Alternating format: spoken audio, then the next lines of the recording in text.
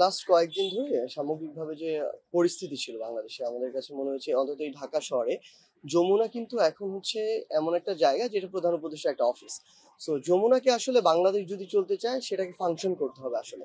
তো সেই জায়গা থেকে আমরা দেখি যে প্রত্যেকদিন কোনো না কোনো কারণে যমুনার চারপাশ দিয়ে বিভিন্ন জন বিভিন্ন দাবি দাওয়া নিয়ে ব্লকেট শুরু করে।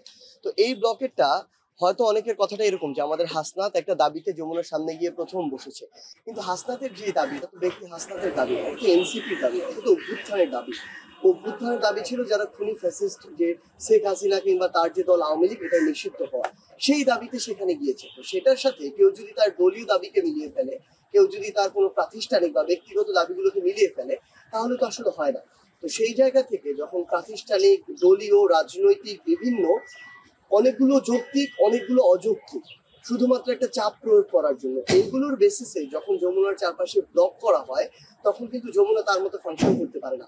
প্রধান উপদেষ্টা ডক্টর ইউনূসকে সেখান থেকে বাইরে বিভিন্ন কাজে যেতে হয়, আবার বাইরের দেশি বিদেশি বিভিন্ন মানুষকে সেখানে বিভিন্ন কাজে আসতে হয়। তো এই কাজগুলো যখন প্রপারলি ফাংশন করে না, তখন আলটিমেটলি আমরা ডক্টর ইউনূসকে একে তো পরোক্ষভাবে ঠিকমতো ফাংশন করতে দিচ্ছি না, দ্বিতীয়ত তার যে রাষ্ট্র চালানোর এই যে একটা ইমেজ, এই জায়গাটাও দেশি এবং আন্তর্জাতিকভাবে কিন্তু একটা সংকটের জায়গা পড়ছে। তিনি স্পষ্ট করে বলেছেন যে তিনি কিন্তু তার জায়গা থেকে ক্ষমতামুখী নয় মানুষ, এবং খুব স্বাভাবিকভাবে তিনি সবসময় বলেছেন যে আমার চেয়ে যদি বেশি মনে হয় যে কাউকে তোমাদের যোগ্য, তোমরা তাকেও নিয়ে আসো, এরকম কথা তিনি বলেন। তো সেই জায়গা থেকে তার স্পষ্ট কথা হচ্ছে, আমি যেহেতু ক্ষমতার দিকে তাকিয়ে এখানে আসিনি, কাজ করার জন্য এসেছি, অভ্যুত্থানের নির্দিষ্ট কিছু চাওয়া পাওয়া পূরণ করার জন্য এসেছি, এগুলো আমার ঠিক মতো পূরণ করতে দিতে হবে। যখন তিনি দেখছেন যে অনেকে প্রত্যক্ষ পরোক্ষভাবে, ইচ্ছাকৃত অনিচ্ছাকৃতভাবে তাকে ঠিক মতো ফাংশন করতে দিচ্ছে না, তিনি তার জায়গা থেকে এটি বলেছেন, যেহেতু আমি ঠিক মতো ফাংশন করতে পারছি না, তাহলে অবশ্যই আমার এই জায়গায় থাকার কোনো প্রশ্ন আসে না।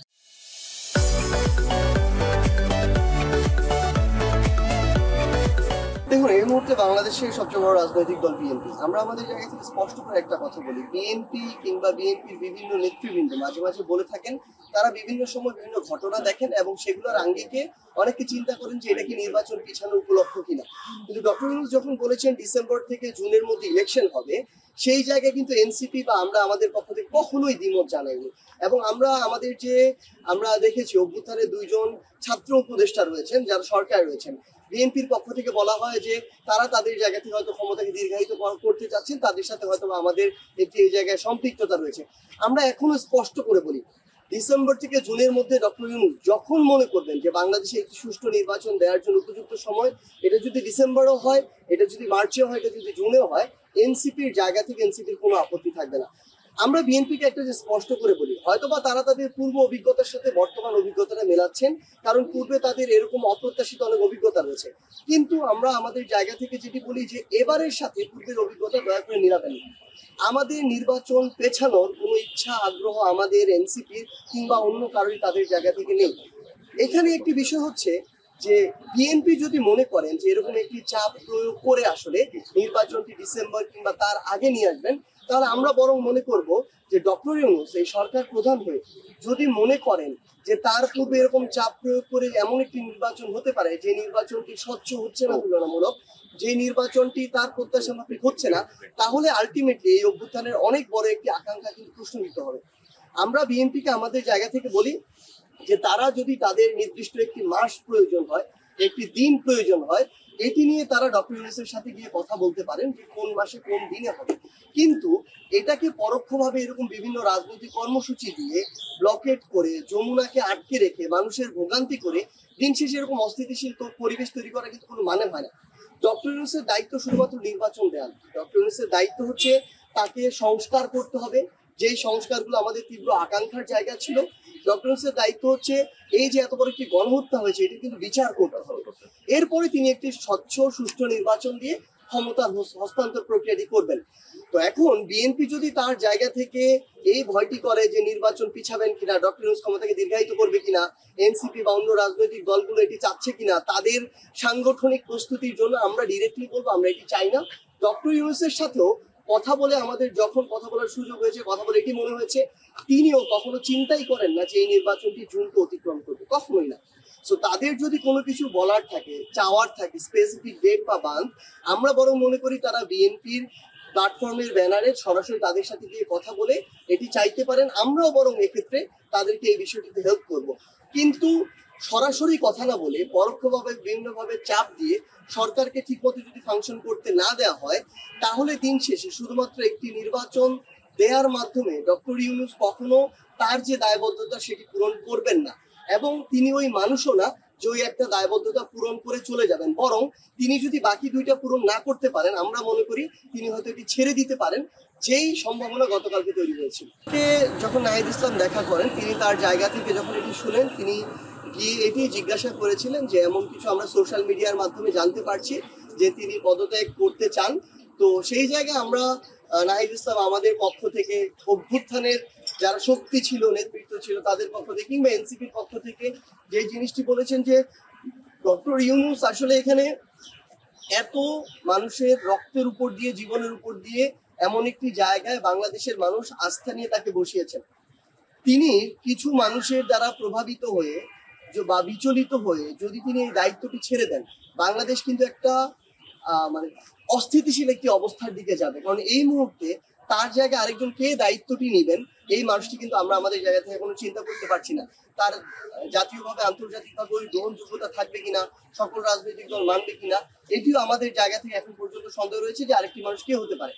তো সেই জায়গা থেকে নাহিদ ইসলাম গিয়ে বলেছেন যে আমরা প্রত্যাশা করি আমরা সকল রাজনৈতিক দল একসাথে বসে আমাদের ভিতরে যে আন্ডারস্ট্যান্ডিং গুলো বা মিসকনসেপশন গুলো আমরা দূর করবো, আন্ডারস্ট্যান্ডিং এর জায়গা আমরা আরো বৃদ্ধি করার চেষ্টা করব।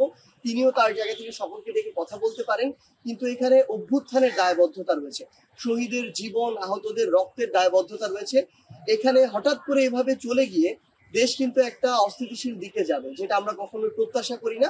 সেই জায়গায় নাহিদ ইসলাম আহ্বান জানিয়েছেন যে তিনি যেন সকল রাজনৈতিক দলগুলোর সাথে বসেন, তিনি যেন ক্ষমতাকে, তিনি যেন তার জায়গা থেকে এই অন্তর্বর্তীকালীন সরকারের প্রধান উপদেষ্টার পদটি থেকে পদত্যাগ করার চিন্তা না করে বরং রাজনৈতিক দলগুলোকে কিভাবে ঐক্যবদ্ধ করা যায়, এবং এই যে সমস্যাগুলো হচ্ছে এই সমস্যাগুলো মাঠের সলিউশনে না গিয়ে কিভাবে টেবিল ডিসকাশনের সলিউশনে নিয়ে আসা যায়, কিভাবে অতি দ্রুত বিচারগুলো করা যায়, সংস্কারগুলো করা যায়, সেদিকে মনোযোগ দেওয়ার আহ্বান জানিয়েছেন।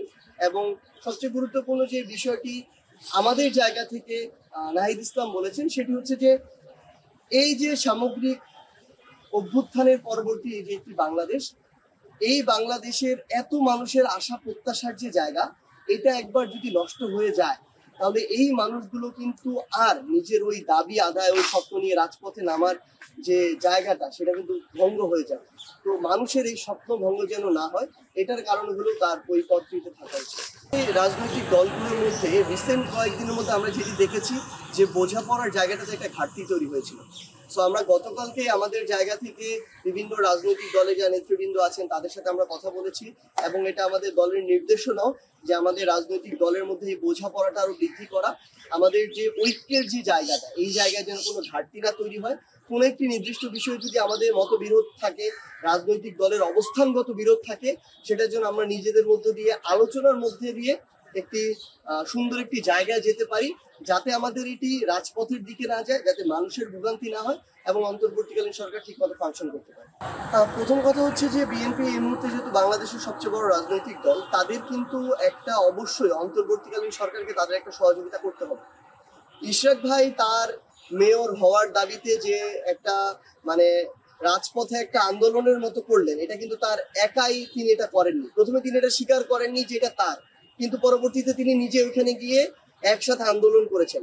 এটা ইভেন তার একক না, আমরা মনে করি এটা বিএনপির দিয়ে দেয়া একটা কর্মসূচি। অবশ্যই সেই জায়গা থেকে তিনি নগর ভবনের সামনে আন্দোলন শুরু করলেন, সেখান থেকে তিনি হাইকোর্টের সামনে দিয়ে মৎস্য ভবনে আসলেন, মৎস্য ভবন থেকে তিনি যমুনার সামনে আসলেন, এবং সেখানে তিনি একাধিক দিন অবস্থান করলেন। আমরা অবশ্যই এটা মনে করি যে বিএনপির পক্ষ থেকে এটি সরকারকে একটি চাপ দেয়, দ্রুত যেন নির্বাচনটা হয়। কিন্তু বিএনপি তাদের জায়গা থেকে বলছে তারা ডিসেম্বরের মধ্যে ইলেকশন চায়, অন্তর্বর্তীকালীন সরকার বলেছে ডিসেম্বর থেকে জুনের মধ্যে করবে। অন্তর্বর্তীকালীন সরকার তার এখনো সংস্কারের কার্যক্রম শেষ করে নাই বা ঠিকমতো শুরুও করে নাই। আসলে অন্তর্বর্তীকালীন সরকার এখন পর্যন্ত একটা হত্যাকাণ্ডের বিচার করে নাই। সেই অন্তর্বর্তীকালীন সরকার এখনই তো একটা মাস নির্ধারণ করতে পারে না, তারা একটা টাইম ফ্রেম দিয়েছে, এই টাইম ফ্রেমের মধ্যে তারা করবে, এখানে আমাদেরও কারো দ্বিমত নেই। সো এখানে বরং আমরা আমাদের জায়গা থেকে যেটা মনে করি যে দেখেন, ইশরাক ভাইয়ের এই ইস্যুটাই যদি বলেন, আমরা প্রত্যেকটা নির্বাচনকে স্পেশালি আওয়ামী লীগের সময় বিগত 3টা নির্বাচনকে আমরা অবৈধ নির্বাচন বলছি। সেই অবৈধ নির্বাচনে একজন বৈধ মেয়র কিভাবে হয়? তাহলে তো আলটিমেটলি ওয়ার্ড কাউন্সিলর থেকে শুরু করে প্রত্যেকজন সংসদ সদস্য যারা আছেন, যারা নির্বাচিত হননি, তাদেরকে দিয়ে সংসদ গঠন করা উচিত। তাদেরকে দিয়ে অন্যান্য প্রত্যেকটি যে জায়গা, যারা দ্বিতীয় ছিলেন আর কি ভোটে, তাদেরকে দিয়ে প্রত্যেকটি জায়গায় বসে ওইভাবেই তো তাহলে রাষ্ট্র ফাংশন করা উচিত। তিনি এককভাবে এটি করতে পারেন না। আমরা দেখি যে চিটাগংয়ে এরকম একজনকে দিয়ে দেওয়া হয়, আমরা দেখি আবার এটা যদি বরিশালে দেখি, বরিশালে দিয়ে দেওয়া হয় না। এই জায়গাটিতে আমরা এখনই বিএনপির মধ্যে বিচার বিভাগ থেকে শুরু করে বিভিন্ন গুরুত্বপূর্ণ জায়গা, আমলাতন্ত্রের জায়গা থেকে শুরু করে অনেক জায়গায় আমরা ক্ষমতার অপব্যবহার দেখা শুরু করছি। কিন্তু আমরা দেখেছি কোর্টে এই ঘটনা পর্যন্ত হয়েছে যে এটা যদি তাদের পক্ষ থেকে বলা হয়েছে এখানে যদি রায় স্পষ্ট না আসে, এটাকে যদি তারা স্টে করে দেয়, সেক্ষেত্রে তারা বিচারককে দেখে নিবে, এই হুমকি পর্যন্ত দেওয়া হয়েছে। তো এই জিনিসগুলো আমরা কিন্তু আওয়ামী লীগের সময় দেখেছি। তারা বড় রাজনৈতিক দল, তারা কোর্টে ক্ষমতার অপব্যবহার করবে, তার রাজপথে তাদের এই জনসম্পৃক্ততাকে কাজে লাগিয়ে ক্ষমতার অপব্যবহার করবে, তাহলে তো কোনোদিন এই সরকার ভালোভাবে ফাংশন করবে। সো এখানে বিএনপির নির্বাচন সবচেয়ে গুরুত্বপূর্ণ তাদের কাছে। সো তাদের তাহলে প্রধান উপদেষ্টার সাথে বসে ডিসেম্বর থেকে জুন, তিনি বলছেন তারা ডিসেম্বর বলছেন, কাছাকাছি সময়, স্পষ্ট এই একটা মাসে প্রধান উপদেষ্টার কাছে তাদের মাস চাইতে হবে। এটার জন্য তারা নির্দিষ্ট কোনো একটা দাবিতে যমুনার সামনে চলে আসবে, যমুনাকে ব্লকেট করে রাখবে। আমরা মনে করি এটা অবশ্যই এই যে চেষ্টাটা, এই চেষ্টাটা কখনো ভালো চেষ্টা না, এবং এই চেষ্টাটা আসলে রাষ্ট্রকে ভালোভাবে ফাংশন করতে দেয় না। আরেকটা জিনিস লক্ষ্য করেন, আমাদের ভাই, আমাদের সহযোদ্ধা সাম্যকে হত্যা হয়েছে, আমরা সাম্যের বিচার চাই এবং দ্রুত সময়ের মধ্যে দেখতে চাই। কিন্তু ইভেন আমাদের সাম্য, আমাদের এই সহযোদ্ধা ঢাকা বিশ্ববিদ্যালয়ের পাশে সোহরাওয়ার্দী উদ্যানে এই ঘটনা ঘটেছে।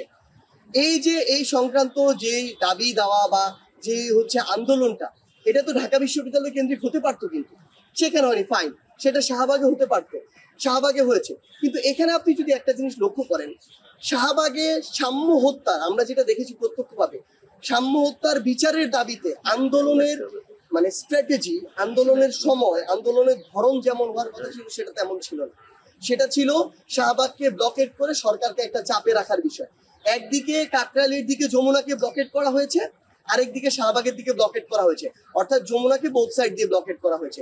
এখন কিন্তু ওইটা আমরা আবার দেখছি না। তাহলে আপনারা এখনো সোহরাওয়ার্দী উদ্যানে যেখানে হয়েছে সেখানে আবার এটা করেন, এটা করা উচিত। আমরা চাই আমাদের ভাই সাম্য হত্যার বিচারটা, কিন্তু এটা হচ্ছে না। তো আমাদের সামগ্রিকভাবে যেটা মনে হয়েছে যে বিএনপির পক্ষ থেকে আসলে এখানে এই জিনিসটা সরকারকে চাপে রেখে দ্রুত নির্বাচন আদায় করার একটা প্রসেস ছিল। এবং এখানে আমাদের অভ্যুত্থানের দুইজন সহযোদ্ধা ছিল, আসিফ এবং মাহফুজ, ওনারা ওনাদের জায়গা থেকে পদত্যাগের কথা কি কারণে বলছেন? তাদের কথা হচ্ছে যে তারা মনে হয় পরোক্ষভাবে এনসিপি কে সহযোগিতা করছে। তারা তাদের জায়গা থেকে শুধু এইটুকু দেখান যে তারা দুইজন, মানে আমাদের সহযোদ্ধা, আমরা একসাথে লড়াই করেছি, তারা সরকারে থেকে আমাদেরকে কতটুকু ফ্যাসিলিটেট করেছে। আর সরকারে, একদম সরকারে, আমলাতন্ত্রে, বিচার বিভাগে, আইন শৃঙ্খলা রক্ষাকারী বাহিনীতে, প্রত্যেকটি জায়গায় বিএনপির যারা বিএনপির রাজনীতি করে, যারা বিএনপির সহানুভূতি প্রত্যাশা করে, এই আমলারা, এই বিচারকরা, এই বিভিন্ন আইন শৃঙ্খলা রক্ষাকারী বাহিনীর সদস্যরা বিএনপিকে কতটা সহযোগিতা করেছে। বাংলাদেশের প্রত্যেকটা, আপনি জেলায় যান, উপজেলায় যান, আপনি ডিসির সাথে কথা বলেন, ইউএনওর সাথে কথা বলেন, কোন সুযোগ সুবিধাটা কোন রাজনৈতিক দল সবচেয়ে বেশি পায় কিংবা জোর করে আদায় করে নেয়, সেটা আপনি বোঝার চেষ্টা করেন। তো সামগ্রিকভাবে আমাদের যে জিনিসটি মনে হয়, অলরেডি তারা তাদের জায়গা থেকে যতটুকু পাওয়ার তার চেয়ে অনেক বেশি পাচ্ছে। কিন্তু কেন তারা এই নির্বাচনের একটা জুজুর ভয় তাদের ভিতরে কাজ করছে, এটা আমাদের বোধগম্য নয়। তারপরে যদি তাদের এটা থাকে, আমরা মনে করি এভাবে রাজপথে বিশৃঙ্খলা সৃষ্টি না করে তাদের সরাসরি ডক্টর ইউনূসের সাথে, সরকারের সাথে গিয়ে বসে এটা সমাধান করা উচিত। আমরা স্পষ্ট করে বলেছি যে স্থানীয় সরকারের বিভিন্ন গুরুত্বপূর্ণ কারণে স্থানীয় সরকার নির্বাচনটা আগে হওয়া দরকার। এটা যদি বিএনপি বা অন্য রাজনৈতিক দলগুলো মনে করে যে এটা আমাদের জাতীয় নির্বাচনকে পিছিয়ে দেওয়ার ষড়যন্ত্র, তাহলে জাতীয় নির্বাচনের মাস এবং ডেট আগে ঘোষণা দিয়ে দিক অন্তর্বর্তীকালীন সরকার, সব রাজনৈতিক দলগুলোকে নিয়ে বসে, এটা তো আমাদের কোনো আপত্তি নেই। কিন্তু আজকে থেকে যদি ধরেন 8 মাস পরে, 10 মাস পরে বা 1 বছর পরে এই জাতীয় নির্বাচনটা হয়, এই পুরো সময়ব্যাপী কিন্তু বাংলাদেশের স্থানীয় সরকারের যে বিভিন্ন অফিস, সেটা আপনি যদি বলেন উপজেলার বিভিন্ন অফিস, বিভিন্ন জায়গায় ইউনিয়নের অফিস খালি রয়েছে, আপনার মহানগর যদি বলি আমি, সিটি কর্পোরেশন, ওয়ার্ডগুলো, এগুলো কিন্তু অফিসগুলো ঠিক মতো চলছে না, সেবাগুলো চলছে না। এই সেবাগুলো ঠিক মতো জনগণ যেন পায়, এই জন্য আমার স্থানীয় সরকার নির্বাচনটা প্রয়োজন। আপনি যদি দেখেন বাংলাদেশের প্রত্যেক সময় যারা ক্ষমতাসীন দলে ছিল তাদের অধীনে যখন নির্বাচন হয়েছে, স্থানীয় সরকার নির্বাচন সব সময় প্রভাবিত হয়েছে। তারা তাদের মতো করে প্রার্থীকে মনোনয়ন দেয়, তাদের মতো করে ম্যান পাওয়ার গুলোকে স্থানীয় পর্যায়ে অ্যাবিউজ করে, তাদের যারা মনোনীত প্রার্থী তাদেরকে বের করে আনার চেষ্টা করে, এবং অন্য রাজনৈতিক দলের যারা তাদেরকে কখনো লেভেল প্লেইং ফিল্ডটা দেয় না। তাদেরকে মানে বিভিন্নভাবে তারা দেখা যায় যে ভোট কেন্দ্র পর্যন্ত ঢুকতে দেয় না, তাদেরকে মারপিট করে, তাদের যারা নেতাকর্মী রয়েছে তাদেরকে ঠিকমতো প্রোগ্রাম করতে দেয় না। ইভেন তারা যখন একজনকে মনোনয়ন দিয়ে দেয় অন্য একজন প্রার্থী তার চেয়ে যোগ্য হলো, বিভিন্ন ভয়ে তারা কিন্তু ঠিকমতো ওই হয়তো ইলেকশনে আসে না অথবা ইলেকশন ফাইট করতে পারে না। তো সামগ্রিকভাবে আমরা এই জায়গায় মনে করছি যে স্থানীয় সরকার নির্বাচনটা যদি আগে হয়, অন্তত ওই অন্তর্বর্তীকালীন সরকারের সময়ে একটা ক্ষমতাসীন সরকারের চেয়ে ফেয়ার একটা ইলেকশন হবে, লেভেল প্লেইং একটা ফিল্ড থাকবে, যেখান থেকে আমরা বেটার যারা ক্যান্ডিডেট তারা বের হয়ে আসবে। এবং আরেকটা জিনিস আমরা আমাদের জায়গা থেকে এই মুহূর্তে মনে করছি যে স্থানীয় সরকারের যে নির্বাচনটা, এই নির্বাচনটা যদি এই মুহূর্তে আগে হয় তাহলে সামগ্রিকভাবে বাংলাদেশের অন্যান্য যে রাজনৈতিক দল আছে এই রাজনৈতিক দলের স্থানীয় পর্যায়ের অনেক ভালো ভালো প্রার্থী রয়েছে যারা তাদের জায়গায় এখন ফাইট করে জিতে আসার যে জায়গাটি, এই জায়গাটি বেশি থাকবে, কারণ এখানে ক্ষমতাকে অ্যাবিউজ করার সুযোগটি কম থাকবে। তো সামগ্রিকভাবে আমরা মনে করি যে স্থানীয় সরকার নির্বাচনটি যদি আগে হয় এটা বাংলাদেশের জন্য ভালো। দুইজন যে উপদেষ্টা অর্থাৎ আসিফ মাহমুদ এবং মাহফুজ আলম, তাদের যে পদত্যাগ চাওয়াটা আমরা জাস্ট আমাদের জায়গা থেকে মনে করি যে এটা একদম অনেকটা উদ্দেশ্য প্রণোদিত। আসলে এখানে উদ্দেশ্য প্রণোদিত হওয়া ছাড়া অন্য কোনো কারণই নেই। কারণ তাদের জায়গা থেকে তারা যে কাজটি করছেন, বিএনপি তাদের জায়গা থেকে মনে করছেন যে তারা হয়তো এনসিপির সহযোগিতা করছে বিভিন্নভাবে, কিন্তু আমরা আমাদের জায়গা থেকে এটি মনে করি না। এখন পর্যন্ত তাদের থেকে এনসিপি কোনোভাবে আমরা দেখিনি যে বিভিন্ন মাধ্যম দিয়ে উপকৃত হয়েছে, যেটা বরং অন্য কোনো রাজনৈতিক দল অন্যান্য উপদেষ্টা দিয়ে উপকৃত হয়েছে এই উদাহরণ আমাদের কাছে আছে।